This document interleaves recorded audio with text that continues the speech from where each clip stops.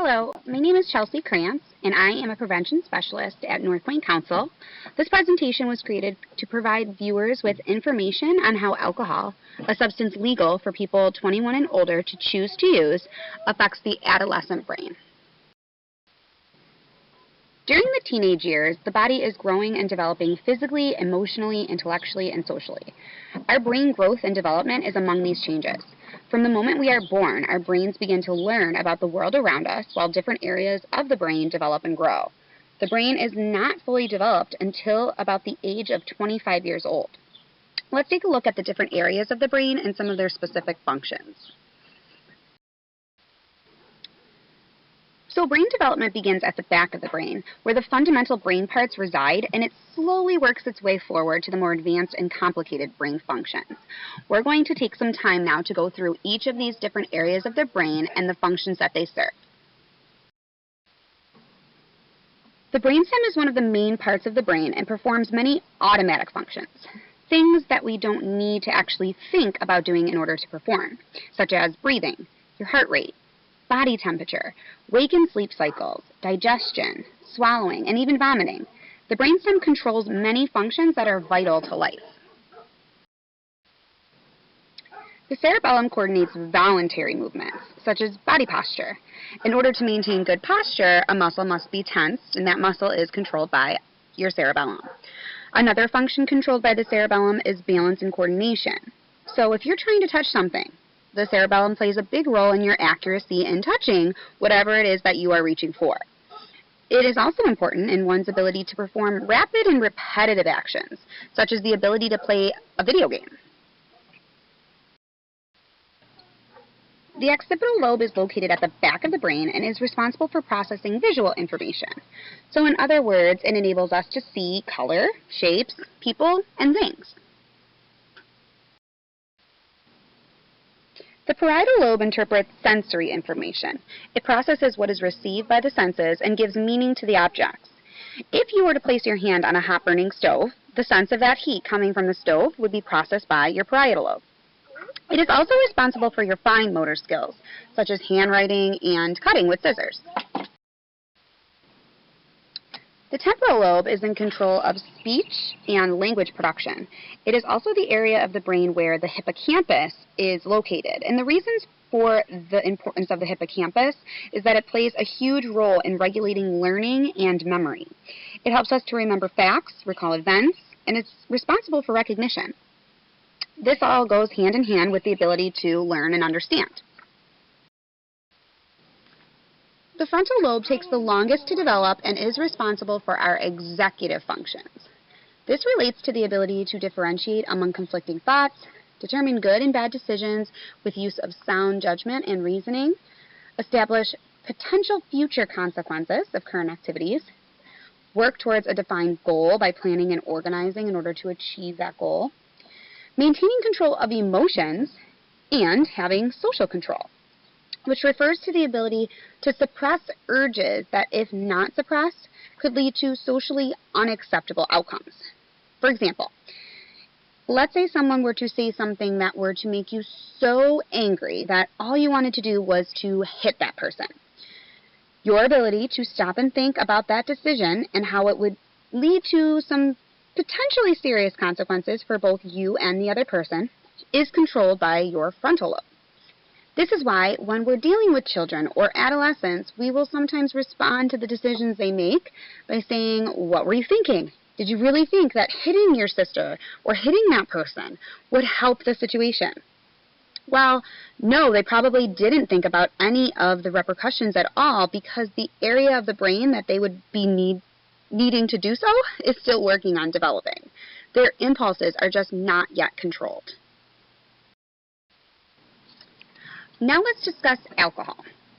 Beer, wine, and liquor are the three types of alcoholic beverages, and when alcohol is consumed by any of these three different alcoholic drinks, it is absorbed into the bloodstream.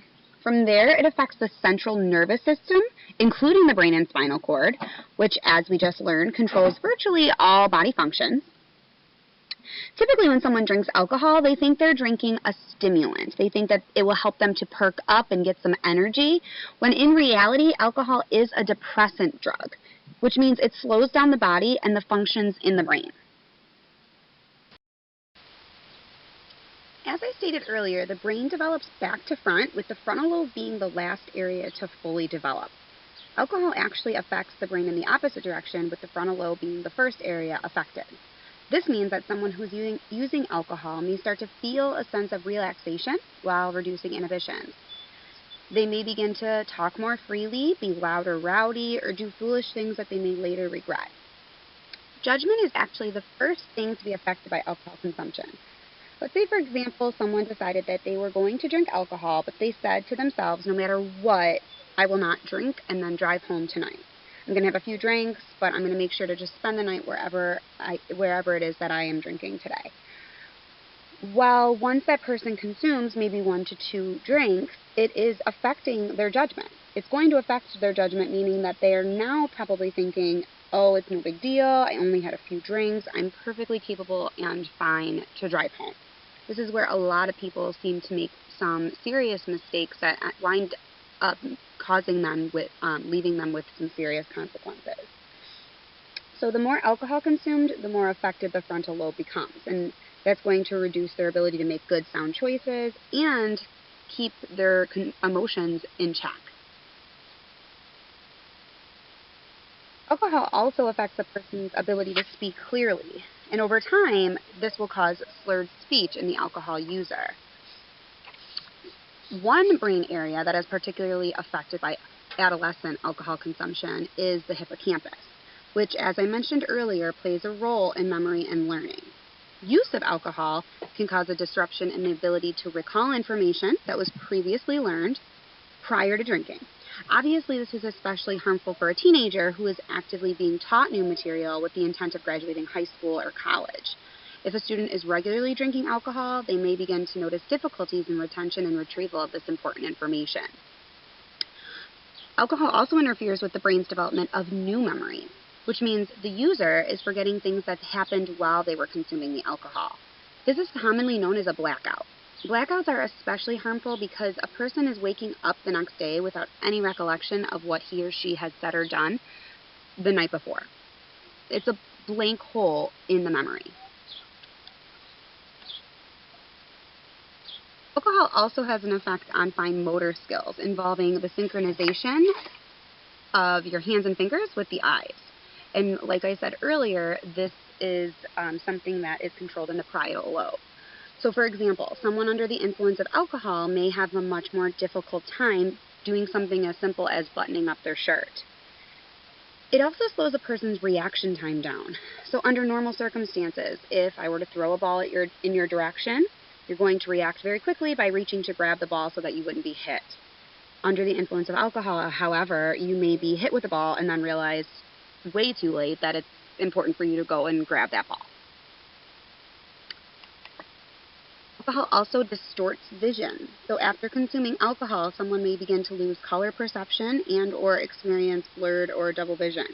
A person's depth perception may also become impaired, causing the user to confuse how close or far away something is to them.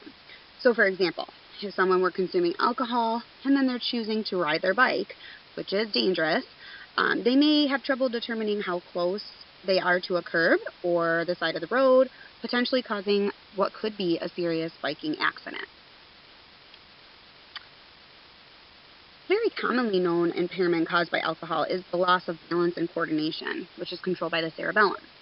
A person may be wobbling just by walking from point A to point B. This is why one of the very common DWI checks done is to have a person walk in a straight line.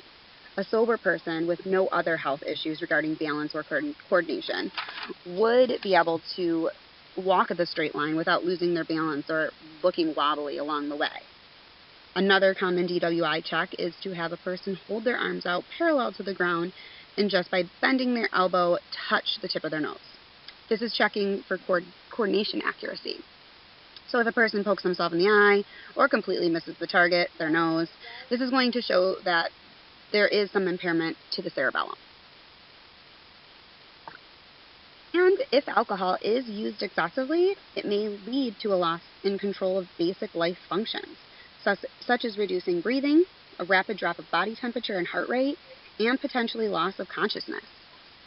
Again, all of these effects I just went over are alcohol-induced brain effects that can happen to anyone at any age while consuming alcohol. However, the importance here is that a young person's body cannot cope with the alcohol the same way as an adult can, because their brain is still working to grow and develop to the capabilities that it is going to eventually be at full capacity. The consequences of using alcohol underage extend beyond potential physical and developmental problems. According to the National Institute on Alcohol Abuse and Alcoholism, underage drinking plays a significant role in unwanted, unintended, or unprotected sex, which leads to an increased risk for unplanned pregnancy and contracting sexually transmitted diseases. Also, there's an increased risk of physical and sexual assault, and underage drinking is associated with academic failure, illicit drug use, and tobacco use. Underage drinking can also cause a range of serious consequences, from hangovers to death by alcohol poisoning. Unfortunately, underage drinking is a serious health problem in the United States and is the most widely used substance of abuse among America's youth. Although youth drink less often than adults do, when they drink more. That is because young people consume more than 90% of their alcohol by binge drinking. And what binge drinking is consumption of large quantities of alcohol in a single session in a very short period of time.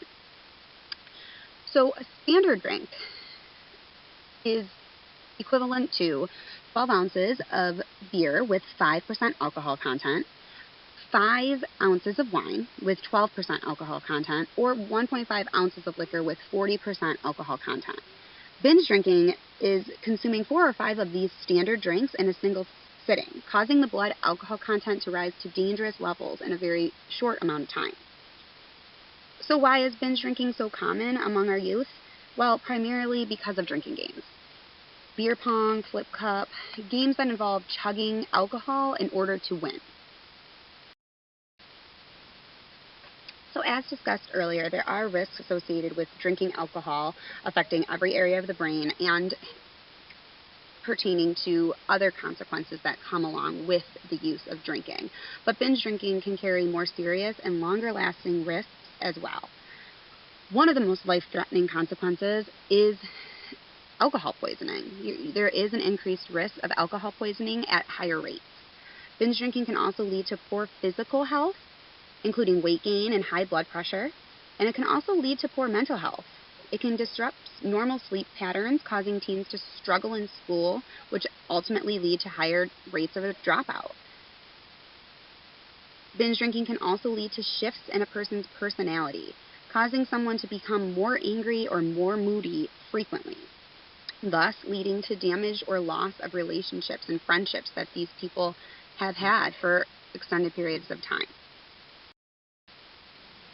Drinking alcohol is more harmful to teens than it is to adults because their brains are still developing throughout adolescence and well into young adulthood.